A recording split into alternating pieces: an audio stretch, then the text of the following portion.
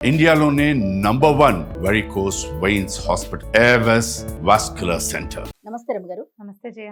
రమగారు, పెద్దల అమావాస్య దగ్గరలో ఉంది. సో ఆ రోజు అసలు ఏం చేయాలి? పెద్దల అమావాస్య అన్న పేరు ఎలా వచ్చింది రమగారు? యాక్చువల్గా అమావాస్య కంటే పెద్దల రోజులు చాలా ఇంపార్టెంట్. అమావాస్యతో పాటుగా అమావాస్యనే చెప్పుకుంటున్నాం మనం. అంటే ఇక్కడ ఈ ప్రాంతాల్లో పాటిస్తూ ఉంటారు కాబట్టి. ఇది మన వినాయక చవితి చేసుకుంటాం. అక్కడి నుంచి చతుర్దశి నాడు నిమజ్జనం చేస్తాం. వినాయక నిమజ్జనం అయిపోయాక మనకి భాద్రపద పౌర్ణమి తెల్లవారిన దగ్గర నుంచి పౌర్ణమి వెళ్ళింది, పాడ్యం వచ్చిందా, ఇంకా పెద్దల రోజులు మొదలు మహాలయ పక్షాలు అంటారు. పితృపక్షాలు వాటి పేరు. అంటే తండ్రులకి, తాత తండ్రులకి, ముత్తాతలుగా ఎవరు మన పెద్దవాళ్ళు మన ఇంట్లో గతించిన వాళ్ళకి ఇవి పెట్టుకునేందుకు, పిండ ప్రదానం చేయడానికి, తర్వాత ఏమో ఈ తర్పణాలు విడవడానికి ఈ రోజుల్ని వాడతారు. ఈ 15 రోజులు ఏ శుభకార్యాలు చేయరు. సాధారణంగా పితృపక్షాలు కాబట్టి కొత్త వస్తువులు కొనుక్కోకూడదు, అలాంటి భావాలు ఉంటాయి. కొనుక్కోకూడదు, యాత్రలు చెయ్యరు, దానాలు ఏమైనా విశేషంగా చేయదలుచుకున్నవి అంటే చేయదలుచుకున్న అవి చెయ్యరు. అయితే ఇందులో జనన మరణాలు అవి తప్పవు కదా. ఎవరైనా పుడితే పితృపక్షాలు పుడితే చేయగలిగేదే. కానీ వాంటెడ్లీ మొదటి కాలంలో ఏం చేసేవాళ్ళు, వాంటెడ్లీ ఎవరు ఈ 15 రోజులు చేయరు. 15 డేస్ కొంచెం జాగ్రత్తగా ఉండాలనుకుంటారు. ఈ పితృపక్షాలు ఏంటంటే 15 పక్షం అంటే 15 రోజులు, 2 వారాలు.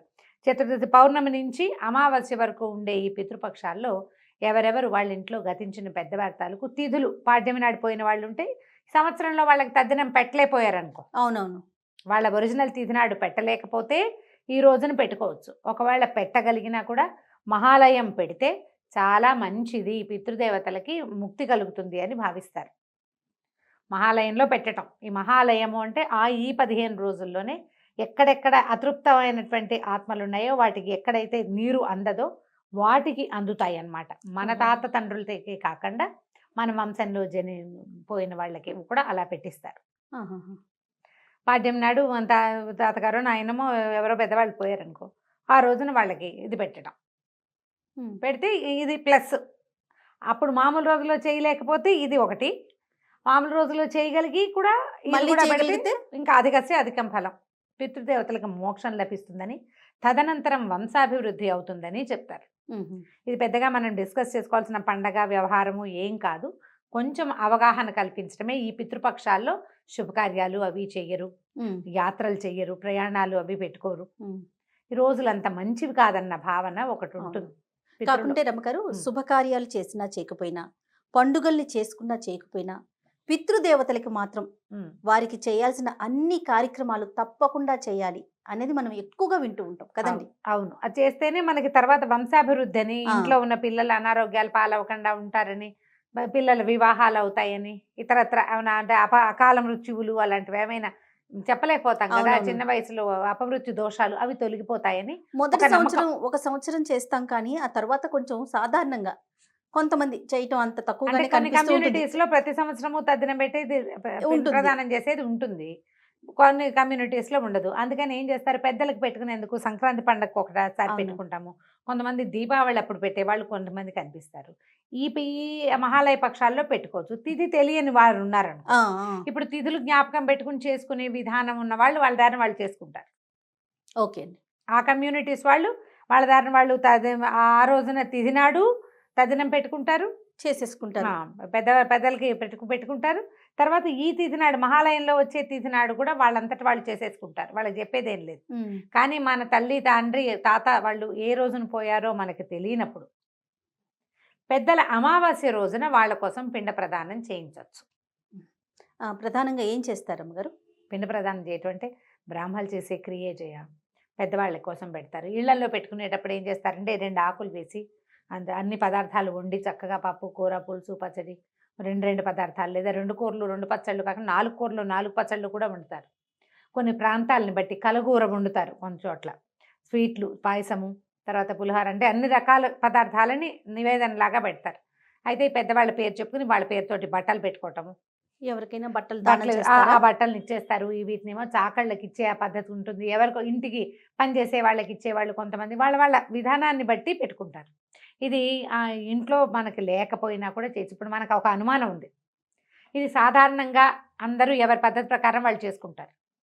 ప్రత్యేకంగా ఇవాళ మనం ఎందుకు చెప్తున్నామంటే ఈ పితృదోషం ఉంది మీకు అని జాతకాల్లో చూసి చెప్తున్నారు వాళ్ళు. పితృదోషం అంటే ఏమిటో మరి నాకు చాలా విచిత్రంగా ఉంది. పితృదోషం ఉంది అని దానికి శాంతి కోసం బ్రాహ్మణ ఆయన 1,00,000 ఖర్చు చెప్పారని ఒక ఆవిడ నాకు చెప్పారనమాట. ఏం చెయ్యాలి పితృదోషాలు అంటే? ఆ పితృదోష నివారణ ఈ మహాలయ అమావాస్య నాడు చెయ్యొచ్చని నేను చదివాను. ఒకవేళ మనకు అలాంటి అనుమానం ఉండి, దానికి రకరకాలు చెప్తున్నారు. మీ ఇంట్లో మగపిల్లలు పుట్టపోవటానికి కారణం మీకు పితృదోషం ఉందని, లేకపోతే పిల్లలకి ఏదైనా పిల్లల పైకి రాపోవడానికి పితృదోషం ఉందని ఉంటే ఉండుండొచ్చు, జాతకాల ప్రకారం ఉంటే ఉండొచ్చు, అదొక దోషం అయ్యి ఉండొచ్చు. మనకు ఆ వివరాలు తెలియవు.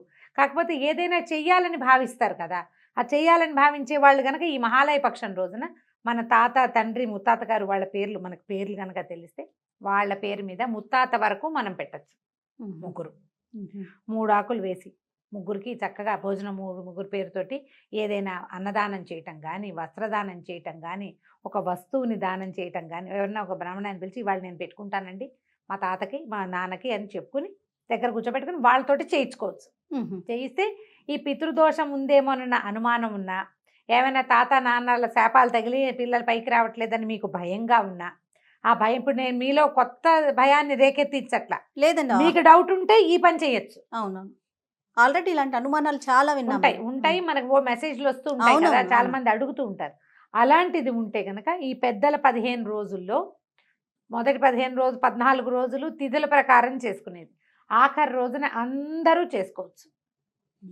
తర్పణాలు విడుస్తారు, సంబంధం లేకుండా అమావాస్య నాడు చేస్తే మన పితృదేవతలు సంతృప్తి చెందుతారు. అయ్యగారు ఎవరితోటి మీకు అలవాటు ఉందో వాళ్ళని పిలుచుకుని వాళ్ళకి ఏదైనా కొంత ధనాన్ని ఇచ్చి ఈ పని ఇది చేయించుకోవటం, చేయిస్తే ఏమవుతుందంటే మనకి కొంత సంతృప్తిగా ఉంటుంది. మన తాత నాన్న ఎక్కడైనా అతృప్త ఆత్మలుగా ఉండి నీటి కోసం చూస్తున్నారు అని అనిపిస్తే వాళ్ళు తృప్తి చెందుతారు. తద్వారా మన కుటుంబం వృద్ధి చెందుతుంది. ఇందులో సూపర్స్టిషియస్ ఏం లేదు, మన నమ్మకాలు అంతే. ఉంటే చేసుకోవటమే. ఏం చేయాలి అని మన డౌట్ వస్తుంది. మామూలుగా ఏం చేస్తాం, నాన్న బర్త్డే రోజును ఆయన డెత్ డే రోజును వెళ్ళి గుళ్ళల్లో అలా ఇవ్వటం, మా నాన్నగారికి సంవత్సరికం పెట్టలేదు, అలా బాధలు ఉంటాయి. ఆడపిల్లలకి చాలా ఉంటాయి ఈ విషయంలో. అలా ఉన్నప్పుడు లేదా తండ్రి మరణించినప్పుడు దగ్గర లేని పిల్లలు కొంతమంది అలా కూడా అవుతుంది కదా. అమ్మ నాన్న ఎవరో తెలియని వాళ్ళు, మీకు అలాంటి అసంతృప్తి ఉంటే ఈ రోజు దానికి ఉపయోగపడే రోజు. అందుకని ఈ పెద్దల అమావాస్య, పెద్దల అమావాస్య దాని పేరు. క్రమంగా అది పెద్దల అమావాస్యగా మారిపోయింది. ఓకే. ఆ రోజున బ్రాహ్మడికి ఇచ్చే వస్త్రం కానీ, ఏదైనా డబ్బులు కానీ, లేకపోతే మోయిని ఇస్తారు, అదే మనం ఏమంటారు, మన స్వయం పాకం మోయిని ఇవ్వటం అంటారు. ఈ అంటే మొయ్యడానికి సరిపడా ఆయన మొయ్యగలిగేంత ఇవ్వాలని బియ్యము, పప్పు, ఉప్పు, తర్వాత చింతపండు, బెల్లము, తోటకూర, ఒక విస్తరాకులు వేసి కొంత దక్షిణ, ఒక కుదిరితే ఒక వస్త్రము, కొన్ని పళ్ళు, తీపి పదార్థాలు పెట్టి బ్రాహ్మడికి ఇచ్చి దండం పెట్టుకోవటం. దానివల్ల కూడా అది కూడా మీ పితరులకి చెందుతుంది. ఈ మహాలయ అమావాస్య నాడు చేసేటువంటి ఏ దానమైనా కూడా పితృదేవతలకి చెందుతుంది. నేను ఇవన్నీ చేయను, సూపర్స్టిషియస్ నేను చేయను అంటే నువ్వు ఇంకోటి చేయొచ్చు. ఏ అనాథ శరణాలయంలోనూ ఆ రోజు భోజనం పెట్టండి. మన తాత పేరు మీద నాన్న పేరు మీద తలుచుకొని పెట్టుకున్నా కూడా అది కూడా ఎంతో కొంత మీకు ఒక సంతోషం వస్తుంది. అవును, నేను చేశాను అని. తర్వాత ఒకవేళ మన లెక్కలు వేసేవాడు ఎవడైనా ఒకడు పైన ఉండుంటే ఇది నీ లెక్కలో ఖాతాలో జమ అవుతుంది. అందుకోసమని ఇలాంటిది ఏర్పరిచారు. సంవత్సరంలో కుదరలేదు, ఇంట్లో అమ్మాయి భార్య బయట ఉంది, తద్దినం పెట్టడం కుదరలేదు, అలాంటప్పుడు అమావాస్య నాడు పెట్టుకోవచ్చు. ఇవాళ పెట్టుకుంటారు, అమావాస్య నాడు పెట్టుకుంటారు. తిథుల్లో ఏదైనా ఒక తిథి వాళ్ళకి సరిపడ వాళ్ళ తిథి ఏదొస్తే ఆ తిథి నాడు పెట్టుకోవచ్చు. అయితే ఈ 15 రోజులు మనం పెద్దగా శుభకార్యాలు అవి చెయ్యరు. అవును, ఇవి పితృపక్షాలు కాబట్టి ఇప్పుడు చెయ్యకూడదు అంటారు. దీని మీద బోల్డ్ అని ఉన్నాయి. మనం ఏదైనా నదీ తీరానికి వెళ్ళి తర్పణం విడిచి రావచ్చు. నదీ స్నానం చేసిన ఫలితము, తాత తండ్రులకి తర్పణం విడిచిన ఫలితము మనకి. ఎవరు వెళ్తారో వాళ్ళకి. ఆడవాళ్ళు చేసేది కాదు కదా తర్పణాలు, మగవాళ్ళు విడుస్తారు. దీంతో పాటు పెద్దలకి తర్పణం విడవటం వల్ల వారి పితృదేవతలకు కూడా, పితృలోకాల్లో కూడా మన ఇది వెళ్తుందన్నమాట.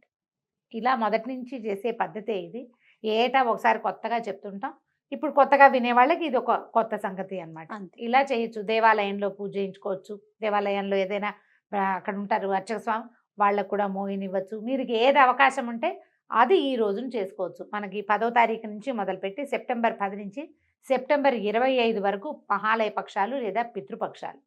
25వ తారీఖు పెత్తర అమావాస్య లేదా మహాలయ అమావాస్య. దాని తర్వాత రోజు నుంచి మనకు మొదలు ఆశ్వేజ మాసం వచ్చేస్తుంది. భాద్రపదం తర్వాత వచ్చేది ఆశ్వేజం కదా. అమ్మవారి దేవి నవరాత్రులు మొదలవుతాయి. ముందు రోజు ఇది చేసుకోవటం, తర్వాత గృహశుద్ధి చేసుకోవటం, అవన్నీ మన పద్ధతులను బట్టి మనం శుద్ధి చేసుకుంటాం. మర్నాడు పండగ రోజు నుంచి పాడ్యం నుంచి మొదలు కదా, బాలా త్రిపుర సుందరి అవతారంతో అమ్మవారు వచ్చేస్తుంది మన ఇంటికి. రైట్. నమస్తే రమ్మగారు. నమస్తే.